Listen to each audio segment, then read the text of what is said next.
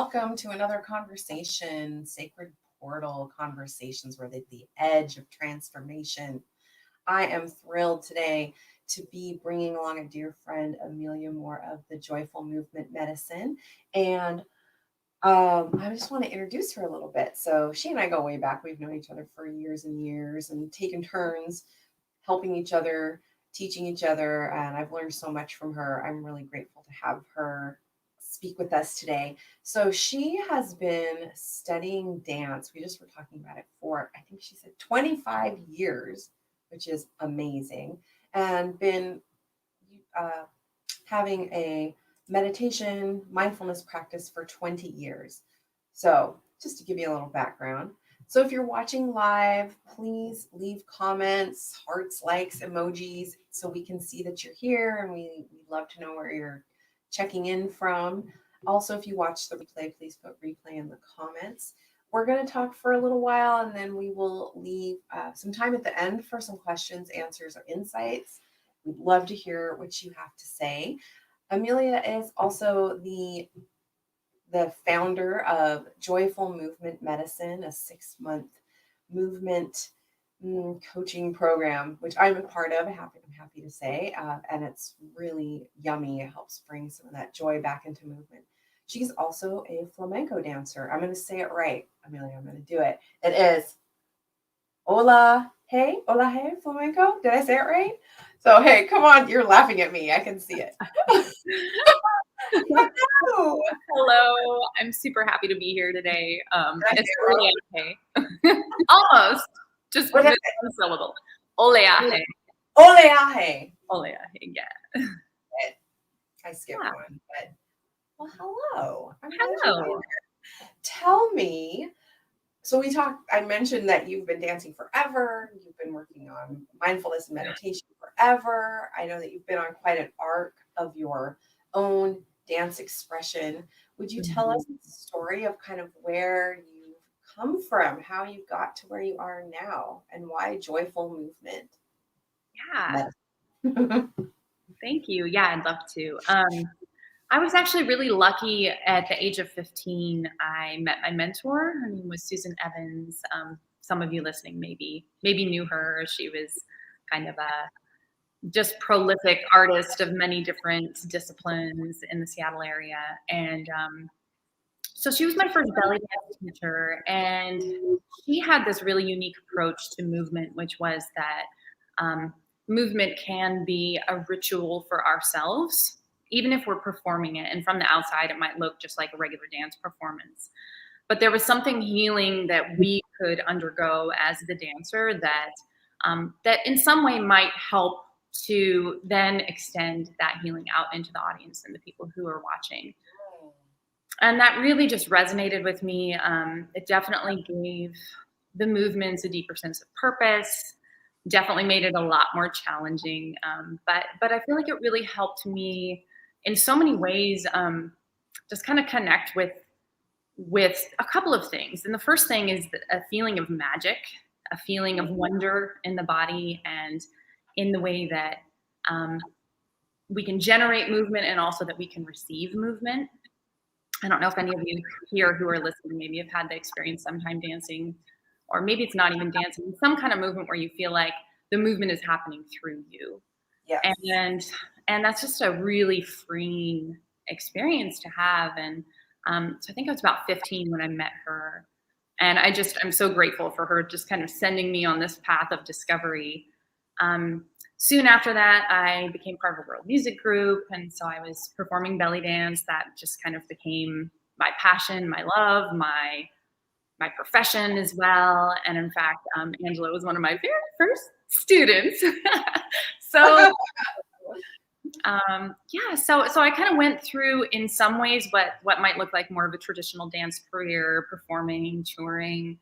And actually on one of those tours that we did with the group Children of the Revolution, we went to Taiwan. I think I was 20 at the time. And that was just incredible. We performed at this big festival for a Buddhist spiritual birthday. And I was so afraid because there were going to be 30,000 people in the audience. And I was just like, so not ready for that. They even had the things on the stage with like the smoke and the flames blowing What? up. It was such a cool experience. And just all the monks and nuns at that monastery made such a big impression on me, both in their steadiness and their warmth, but also their willingness to engage with us on all kinds of topics that, from my background growing up in more of a I guess like a Lutheran background specifically, it was something that I learned that questions kind of weren't that welcome. And I don't want to make blanket statements for, of course, other people who have different Lutheran communities, but that was really my experience. So it was the first time that there was any kind of a spiritual path that really welcomed questions and really welcomed kind of challenging what the status quo was. So it really sparked my curiosity, and I ended up going back a year later and doing a meditation retreat and there at that same monastery, and that just kind of started my inward journey, mindfulness, having a way to really wrestle with my demons, as they were. So that kind of stuck with me over the years. I'll try to condense my my path so that it can start to make a little more cohesive sense. But after that time, I ended up moving to Istanbul. I was teaching and performing belly dance there, studying Turkish Roman dance, which is the dance of the Romani people from Turkey.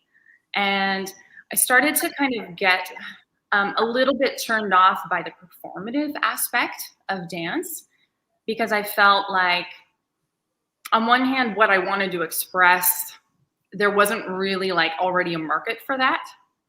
So it was kind of like swimming uphill. And then also what I was searching for as things I wanted to express with my body, with the current language that I had, which was just the language of belly dancing and the way that I had been taught, it wasn't really able to meet what I needed to express at that point in my life. So then I started getting into flamenco, which I'd been exposed to thanks to my dear friend Encarnacion. Angela, you know her too. She was a flamenco dancer for Children of the Revolution. And so I was doing some percussion for her, some of the palmas to support her, and just really falling in love with it. And something about the energy of flamenco is just, it's so strong and so grounded and so the opposite of performative. In some ways, I suppose it could be still very performative, because it's very much about claiming that space and being very out there. But there's this sense when you watch a flamenco dancer that you're just lucky to get to like peer into the window of what they're experiencing as the audience member. One of the things that really struck me when I watched that dance form, flamenco, is so many of the big like climax moments where the dancer would be like this and then receiving all the audience adoration. So many of those moments that the flamenco dancer would do just toward the musicians, where the audience didn't even really get to see what they were doing. And it just kind of like turned a lot of, I think, the paradigms about what I thought about dance, what I thought about performing.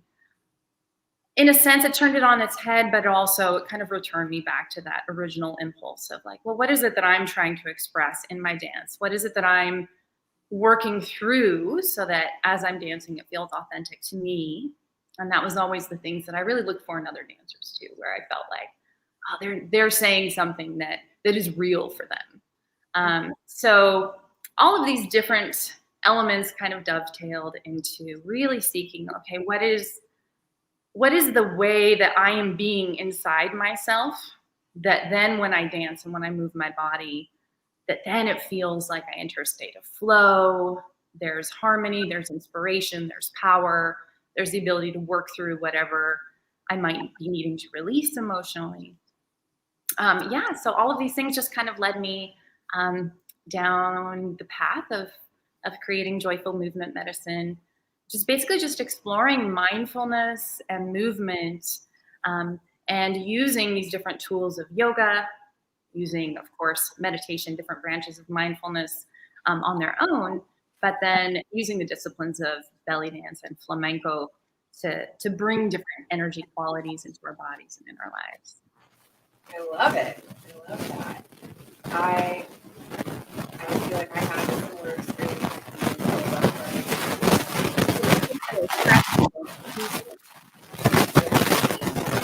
Me. I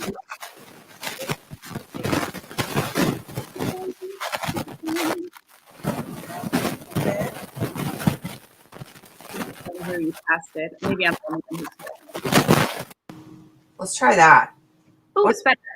What the heck was going on? Hmm. Microphone technology problems. Well, I hope we were still able to hear the beginning, and I hope that all is well.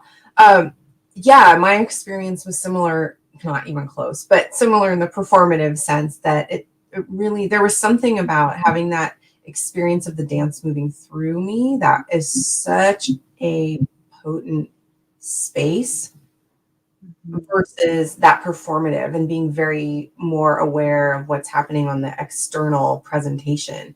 And it's really interesting to me to recognize how I think, especially for women, this is like how we live our lives all the time, even if it's not so overt, that we're spending so much time like, how is it out here? And how are other people seeing me versus what is actually going on internally for me? How am I actually feeling? Can you speak a little bit more about how do you blend the two? How do you get someone out of, maybe you don't have to get them out of the mindset necessarily of performing, but how do you access bringing in more of awareness to what's going on, or more of that meditative aspect? Mm-hmm. Yeah, that's a really great question. In fact, this is like one of the driving questions, I feel like, of my life's work. So there's no easy answer to that. But I do think that there's different elements that if we bring them into play, it makes that a lot happen a lot more naturally. So the first one actually touches on something that Julia actually mentioned in your talk with her, where she said that the body is an instrument, not an ornament. Mm. And this is huge because, as you mentioned, as women, so much of our self-worth is in the way that we're brought up and the way that our society reflects back to us is in our appearance. And so even then, when we approach our body, even in a holistic sense, and we're like, I'm going to do exercise and eat right, not because I want to even look a certain way, but because that's good for my body. So often there still is this other layer of we're still kind of like judging and assessing ourselves from the outside. Mm.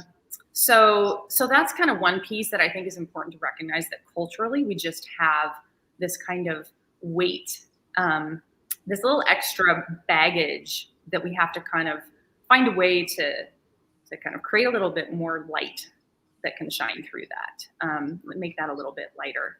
So Mhm. that's one piece. I think sometimes just recognizing it, like, oh, this isn't just because I have this issue. It's because this is like so deep in the way that we're taught and the way that we're raised often as women in this culture. Mhm. So a big piece, I think, about getting to that place where then you can be more mindful in your body and in your movement is really having that mindset shift. And this is, as anyone who's worked with mindset probably knows, it's kind of an ongoing process. And so both having a growth mindset, which is, I think, what we think of when we think of mindset, but I really like to bring in the quality of the heart to it as well, because I find it's not just about a belief that the work that we do helps us grow and change, but also in like, what's the emotional tone or color that we're bringing to the experience. And a lot of times, especially when we're in this kind of struggle where we feel like our body's almost against us in a way because it's not either doing what we want it to do or looking the way we want it to look, that when there's that kind of struggle, there's a certain kind of harshness in the way that we approach our body. And even when we take it through an exercise, say if we're going to go running, if we go run and we have that attitude of like, let's say again, even the cognitive thought is like, I'm going to do this not because of what I'm going to look like, but because it's going to feel good, it's going to be healthy for me. But in the act of running, if there's this kind of like, oh, why is this so hard? Why am I so out of shape? Like, I should be stronger than this. Oh, look at that person. They're having, all of the different thought process that we go through where we're kind of in some ways either tearing ourselves down or being critical or judgmental or measuring our progress constantly. Mm. all of these things like take us out of what we could be experiencing, which is like, wow, my heart is beating fast. Oh, that's an interesting sensation. Ooh, I feel like I'm having a hard time getting a breath. Okay, let me slow down my pace a little bit. Where there's this kind of way of engaging in the moment with what comes up and the sensations. And maybe, again, they're not all pleasant, but by how we kind of meet those sensations with a little bit more of that warm tone, that warm kind of accepting quality, then it just changes everything about that experience. And there's a lot more research being done now about this, but I'm so fascinated to kind of explore like, well, what are the chemicals that are released in our brain when we're doing the exact same exercise with that kind of punishing mentality? And then what are the chemicals that are released in our brain when we're experiencing, oh, the wind on my skin and, whatever it is, that there's just a different way of dropping into our felt experience that then we're really present. And I think that that's a gift that we all need. We need that connection, not just to others, which of course we recognize now in the pandemic more than ever, but like having a relationship with our body. Absolutely. It's this thing that we're manipulating. It's not like a machine that we're like, okay, time for you to come out of the closet and do your exercise now. Yeah. But, if we love our body, we want to spend time with it. We want to nurture that connection. And of course, sometimes we don't feel like we have a sense of loving our body. And then that is a really, really fruitful place to dive in and start to even use movement to build that and cultivate that over time. You just said so much there that there's so many places where I want to go. I love the idea of also, I just want to say it's crazy how much you and I on our own work that we're doing are vibing the same thing. Just before I talked with you, I was working on a teaching I'm doing around meditation and mindfulness right now. And I was listening to John Kabat-Zinn talking about meditation being an opportunity to befriend yourself and having this same kind of feeling that there's a way to seek the relationship with self that's really healthy rather than this berated, really like punishing perspective. And I think there's a lot of that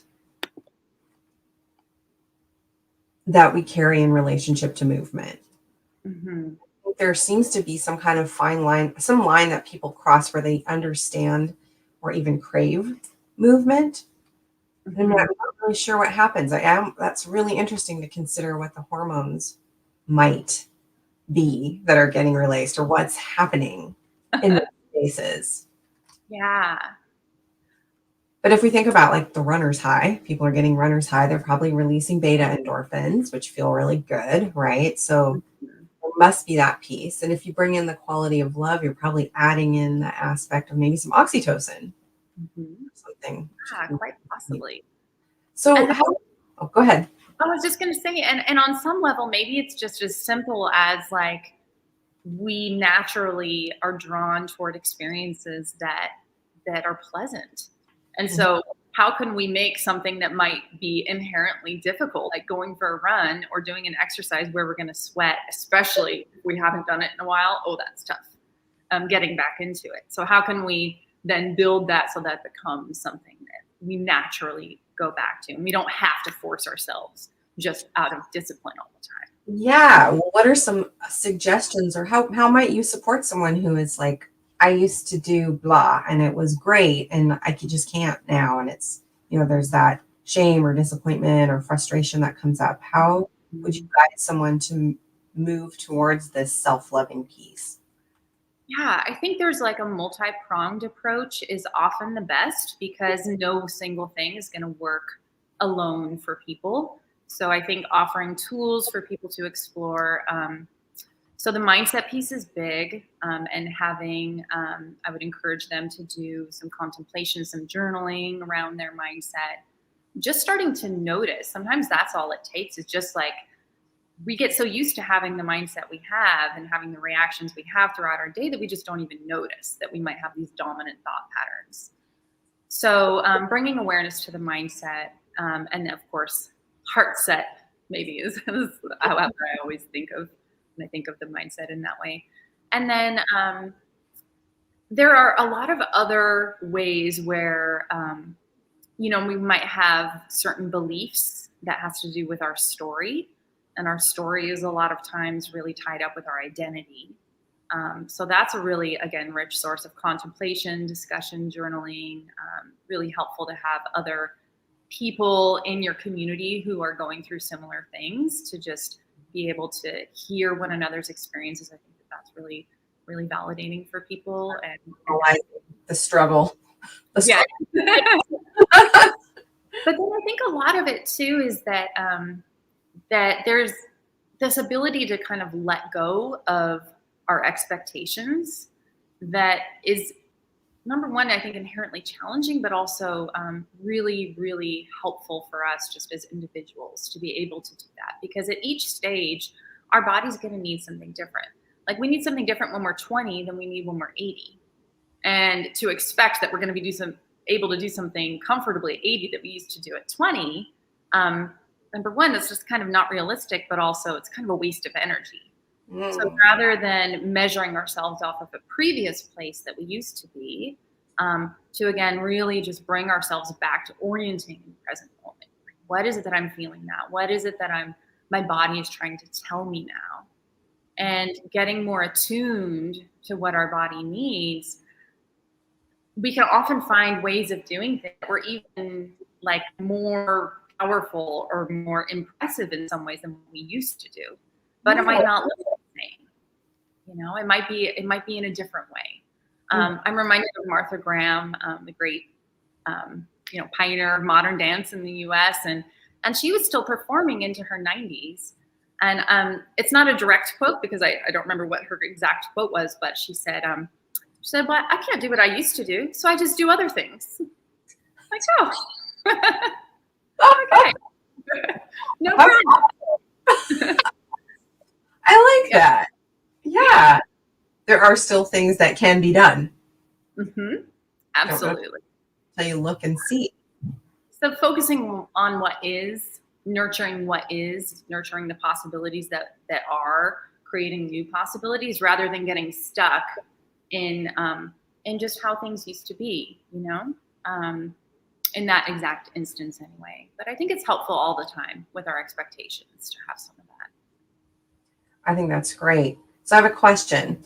If we are re-engaging with a movement practice or even a meditation practice, say, it is, I think, maybe it's just part of American culture, maybe it's just human nature to try to have this like linear progress of improvement that's always on the up scale. So how would you talk about still engaging and assessing like growth with that growth mindset without necessarily falling into the trap of that personal competition of self-improvement is always a moment that's better than yesterday?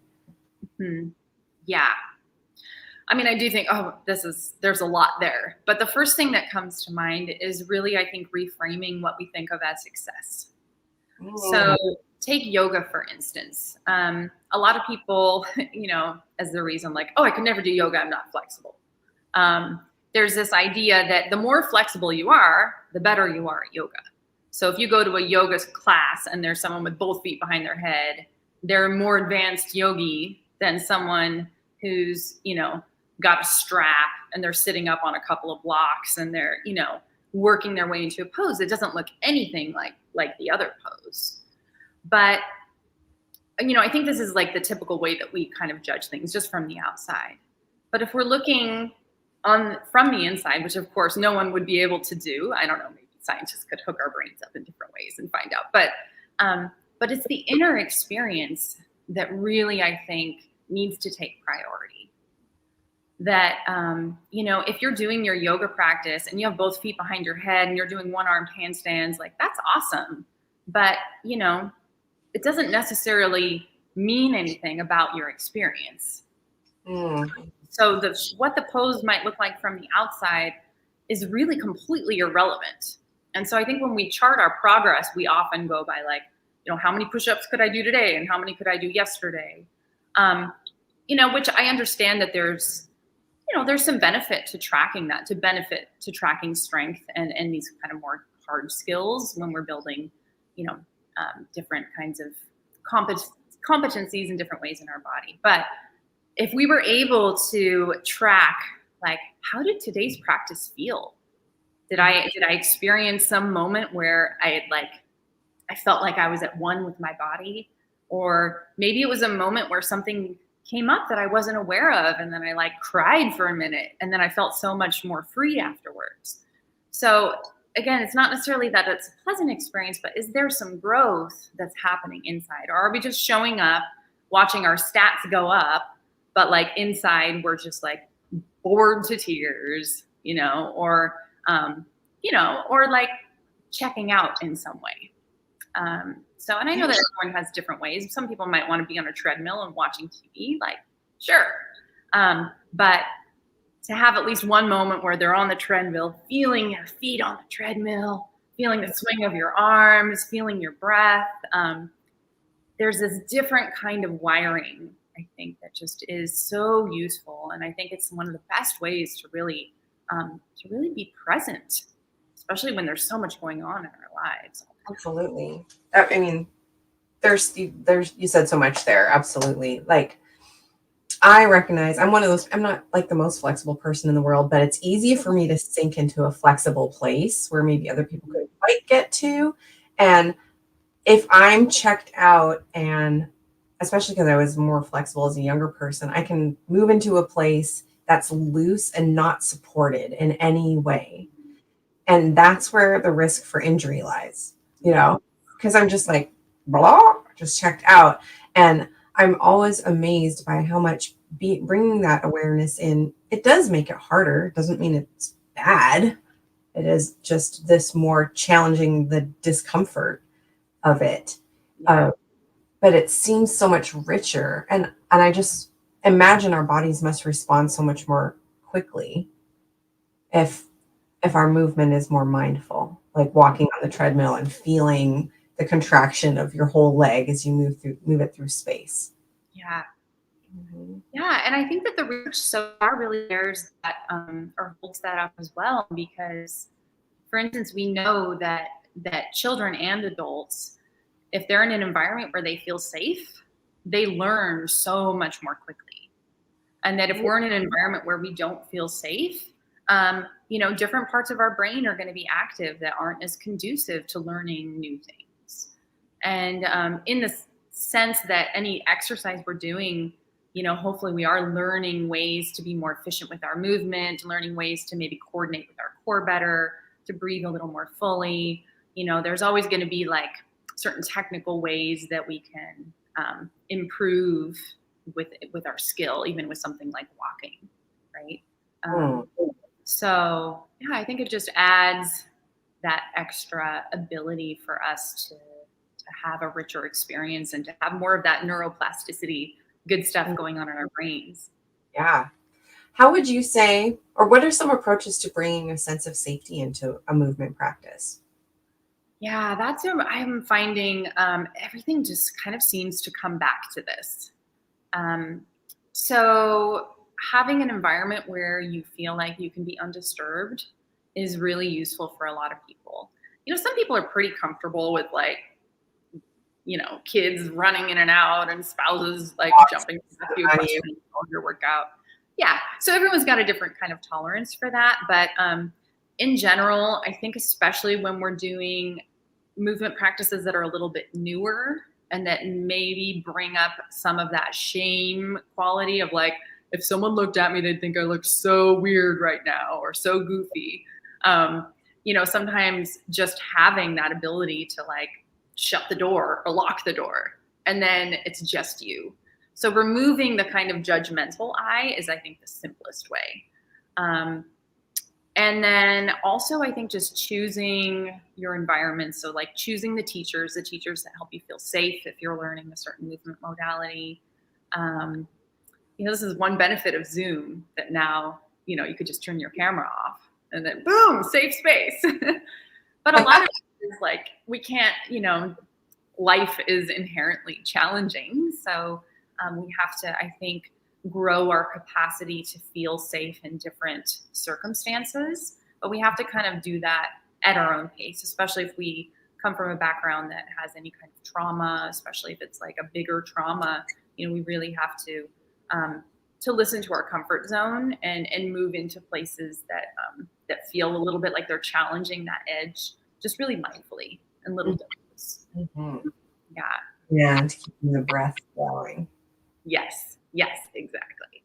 It's a Yeah. huge- So environment, again, we've got the environment, and you brought up the next piece, which is the breath. And I think that really is a great way to start to feel at home in our bodies.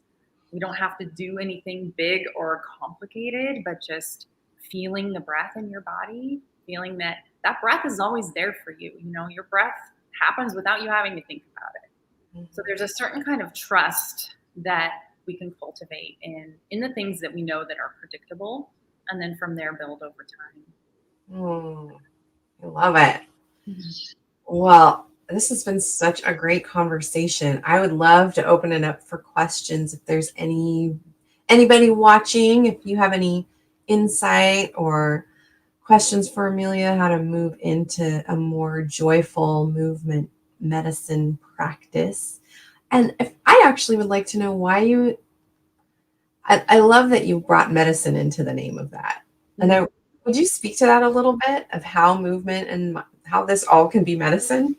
Yeah, absolutely. So again, just a quick flashback to my life's path. When I was getting connected with dance, I was extremely shy and insecure as a teenager, very much in my head, very worried about what others thought of me.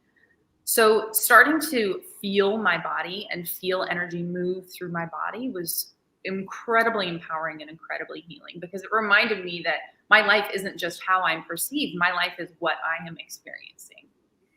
So that was sort of my first piece into this. And then throughout the years, I kind of noticed, that as I got really into flamenco, my whole energy levels changed. I became way more energized, way more motivated, way more driven. In fact, even if anyone's ever taken the Ayurveda test, my doshas changed in that time. Like my kapha just completely went away, where it used to be one of my more dominant doshas. Wow. And flamenco is just very activating. It's very uplifting, very it's got all of that invigorating energy. Yes. And so then I kind of got to a point with flamenco where I was almost starting to experience like some anxiety, some like panic stuff. Was like my body was so tight and I was having a hard time just dropping and down regulating. And then it just was always this option of like, oh, I'm feeling really today. Okay, I'm going to do some yin yoga. And then I would just feel everything in my body, my energy soften and shift. And then maybe there'd be a time where I'd been really just like a couch potato for a while and feeling not motivated to do things on my to-do list, do a little bit of flamenco, and then all of a sudden I'm cleaning the whole house. So, a lot of this has to do with listening to the body. What does the body need? And then being able to have these different tools to give your body, and by the body also involving the breath, to give your body, your whole body, what it needs to come back into balance. Mm-hmm. And so I feel like, there's kind of the yin and yang, either really activating energy movements or the really like softening, listening inward movements as well. So I think this is where it becomes really medicinal. And I'm really interested in just giving people the tools so that they can be their own medicine in the moment.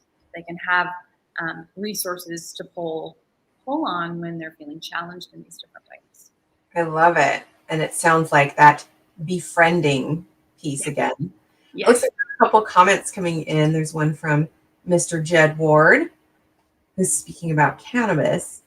I think that is a beautiful point. Mm-hmm. There are some actual medicinal things out there that can help build that bridge. Yeah. Maybe quiet the chatter a little bit. Yes, absolutely. Mm-hmm. And then Amy puts a question out here. Has the concept of movement as medicine been around for a while, or is it a relatively new concept? That's a great question. It is. So I would say it's been around since the dawn of time because if you look at most indigenous cultures, there are movements that they do as a group, normally around certain events. So, say, like around the event of a birth, or if someone's going through a really hard time. There, I feel like it's kind of built into our wiring as a human organism, but in industrial culture, we've kind of gone away from that in most of the industrialized world. But as far as like in terms of movement as medicine from more of a clinical perspective, that I think, I'm not exactly sure when Feldenkrais started. I think that was like in the 70s or so.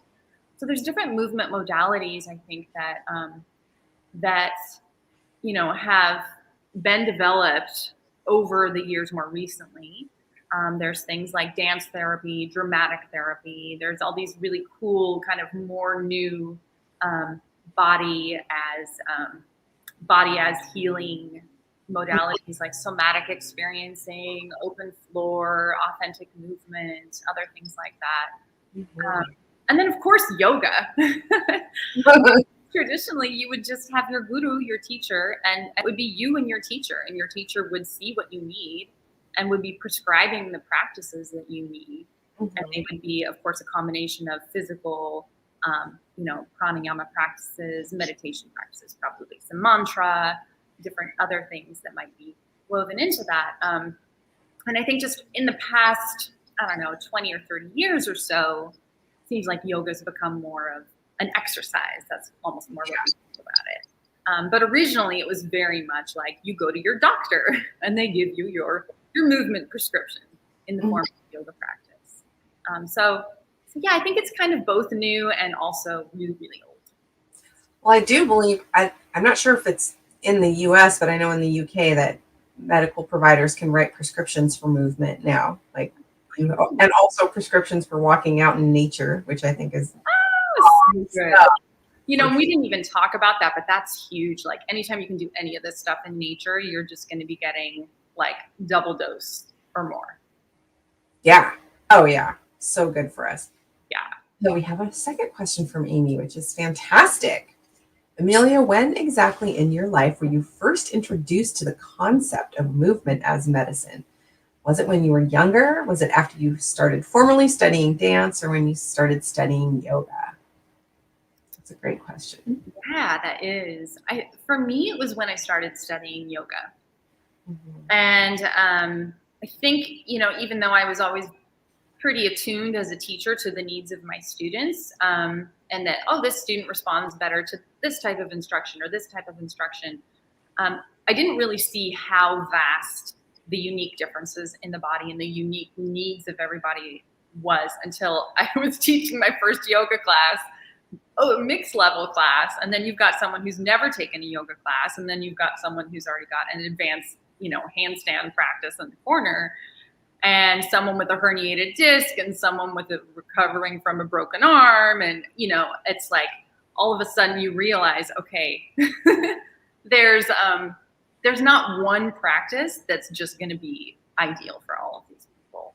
And then again, like as I mentioned, with the little more understanding about the history of yoga, understanding that it really was a one-on-one instruction. And that actually kind of, after having my own yoga studio back in 2012 to 2015 or so, it kind of actually led me away from wanting to teach yoga for a while because I just felt like it was a bit overwhelming. Like, how can I possibly meet all the needs of all these different bodies in the moment and give them what they need? And so I was much more interested in really small groups, a little bit more like kind of thing where you can get to know a student over time and help work with them in the way that's right for them.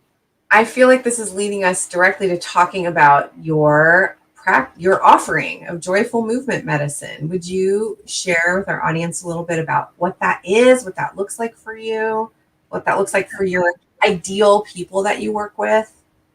Yeah. So really it's a 3-pronged program. and we explore some of the inner concepts like mindset, mindfulness, breath work, um, and a lot more as a group. So we meet every other week as a group. Of course, meeting these days is online, and and then we kind of introduce the concepts. We check in. We share what's going well for us, what's being a little bit more challenging to navigate, so we can support one another. And and then the individual tracks. Right now, I have it where people just choose one individual track if they want to focus on yoga as their healing modality, flamenco, or belly dance. And I've split those now into both a yin version and a yang version. So there's basically, even within a dance form, there's the hard skills, like here's the techniques, here's the movement vocabulary, here's the way to do it in a way that supports your body and isn't going to cause injury down the road. All important stuff, but that's normally where we get stuck when we take a dance class. So then the more yin portion is, what do you want to express? How does that feel in your body?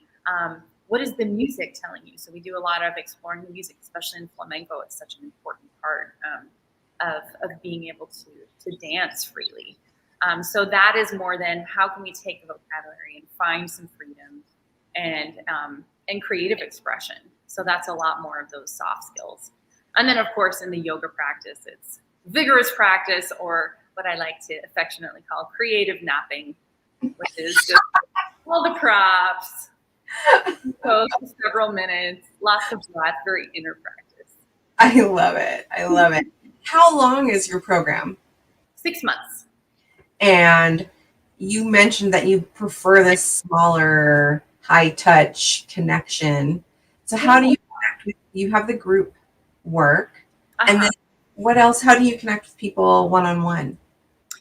Yeah, so there's a individual component as well as the group component. So the individual component is we do one-on-one consultations every month to check in, see what's going on in all of the layers of the self, and see how we can address and support those with movement. And then to follow that up, I create movement practice videos for the individual based on what they're needing. Awesome. So, yeah, lots of flexibility to try to, again, give everyone the medicine that they need. And my goal with the program is so that people no longer need me. That would make me the happiest thing in the world. The happiest person. Yeah, meet their own needs, you know. Amy's got another good question for you. She's got great ones. What have you personally learned after facilitating the Joyful Medicine program for the last few months? What will you continue to do, and what would you change? Oh my gosh, so many things. Yes. Going, what would you do different? What would you change up? What do you think changing it? And she also says, we will always need you. Oh, thanks. Component is really powerful.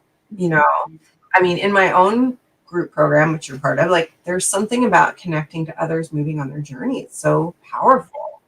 Yeah, you know? Absolutely. What would you've personally learned from facilitating? Well, what's really nice is that I am running my own group in tandem with me also being a participant in your group, Angela, which is amazing. So it's actually a little hard to be like, oh, this benefit comes from my group, as opposed to like the overall work I'm doing, which is very complementary, the stuff that we're doing in your program. But I would say that, as always, you know, when you teach something to someone, it's like you're seeing it again through new eyes. So I feel like as I've gone through the program with everyone who is participating, like I'm learning things again on a deeper level for myself. It's illuminating by the questions people ask, by the things that maybe are a little bit less clear. It's an opportunity then for me to dive in and look at it from a few more angles and just get, again, like just a wider perspective myself. So I would say that's the biggest thing, is that I feel like I've been doing all of the work with you all, and it's definitely enhanced my own connection with my own body. And, so that's, I think, the biggest piece. I have adapted the program by realizing how much we need not only these individual modalities, but we need the ability to have practices that either bring our energy up when we need it or to bring our energy down when we need it, when we need to feel safe and calm and grounded. So I would say that's the biggest transition that I've realized during the course of the program. And I think in the future, I might, I need to kind of think about it, but I would like to have a way for people to kind of bounce around a little bit more from the different tracks and kind of maybe someone who's never taken belly dance, never thought that they might even want to, they might find something really, really, really beneficial for them by taking a belly dance class partway through or something. So yeah, so things like that. I'm still sitting with the possibilities. I mean, I think that's one of the coolest things about this model of running groups is it's not like you've created a course there's so many courses out there where you can just stream a yoga practice or stream a dance class or whatever course we're teaching, but being engaged with it with each other as we go through it helps us adapt to what's arising. Yeah. Which is essentially the core of the work that you're talking about with joyful movement medicine anyway, is like, how do we relate to the evolving experience that's happening? Yes. So it's exactly cool to hear what the needs are. Yeah. And I love how you've invited in your group the growth mindset and beginner's mind, because some of these concepts aren't necessarily new. And I'm not saying to me like I know everything. I'm just saying that there's some basic stuff that we forget. It's like gone. And then it's like, oh yeah, I used to do that. And that was so helpful when I did that thing and thought about it once in a while. Mm-hmm. Exactly. Yeah. Yeah. Because there's this piece of being exposed to an idea, understanding the idea, really understanding and living the idea. Mm-hmm. And I feel like in my own life, there's been so many things that I've been exposed to that if I had just been able to integrate them a little bit better, I would be, well, not a genius, but I'd feel like a genius. And, it's just a natural process of learning, and kind of to pull this back to what you were talking about, we expect ourselves to learn in a linear fashion. But actually, and this is a little gem from my teacher, Susan, but she said, no, we learn in spirals because we learn, and then we go back around. We're like, oh man, we forget again. And then we learn it again a little bit more deeply. And each time, hopefully it sinks in a little bit more. Yeah, absolutely. Absolutely. Amy asked one more question. I'm just going to throw it out there instead of putting it on the screen, which is, this program right now is all online. Is there a vision to doing some portion of it in person in the future? Yes. Oh, absolutely. I feel like that is definitely what I would prefer, although it's beautiful that people can join from miles away. So maybe there's a hybrid version in the future for those who don't live nearby, but I think there's something physically being in the room with a group of people, all breathing together, all laughing together. I mean, there's just no substitute for that. So I'm sure we'll all be very joyful. I'm looking forward to that time of myself. Mm-hmm. So thank you so much for dedicating your time today. It's been so fun to talk to you about what you're up to. Oh, she's got another one. Oh my gosh. Amy, I would love to share the program that I'm doing with you. It's called the Full Spectrum Vitality Collective. Enrollment is opening tomorrow for the next cohort and will be open until Tuesday. And if you'd like to chat, message me and we can chat. And yeah, do you want to say anything about the Full Spectrum Vitality Collective, Amy? Amelia, sorry. We're so used to calling each other. You can call me Amy too, that's fine. You call me Angie, whatever. It's amazing. And I think it's so comprehensive. I mean, you've really looked at like all of the layers that make up a complete human being and found these different ways for us to just support and nourish all of those layers. And so I can see in this more holistic sense, like the movement in the body is like one aspect, and we're kind of using that as an avenue into the other layers, but having the opportunity to really explore those other layers, sit with them, contemplate, have discussions with others. It's really awesome. So yeah, thoroughly recommend it to anyone who's listening. Thank you. And that's why I just love that we've been able to have this conversation, because the first facet that we looked at is body, just relationship to our body, which is huge. And talking with Julia Hollenberg, a registered dietitian and yoga practitioner in the last conversation, and then speaking with you here, like there's so much material just in the body that we can speak to. And then moving into mindset, whole other realm, every direction that we can go in. It's just, there's so much there. And it's just exciting that we can find the thing that vibes with us and gets us excited. Yeah. So, how can people get in touch with you if they're excited about your program and want to know more, want to enroll? Yeah, so you can find out more about the program at Joyful Movement Medicine. You can also contact me there. If you're on Facebook, I have a private group for people who love Joyful Movement Medicine. And guess what? It's called Joyful Movement Medicine. Yeah, and then I also have my flamenco group, Oleaje Flamenco. So you can check us out. We've got actually an online show coming up on April 2nd, which is going to be fun. Oh my goodness. So First show cool. over a year. Crazy. And finally, before we go our separate ways, it looks like we have one more sweet thing from Amy. That's she is saying that you are so inspiring and blessed to have you as my instructor, mentor, and guru for the last 2 years. Oh, and I am so grateful to have known you for longer than we probably want to reveal on this conversation. Thank you. Have a beautiful day. Blessings to you all. Thank you for joining us or watching the replay, everyone. And talk to you later. Bye-bye. Bye.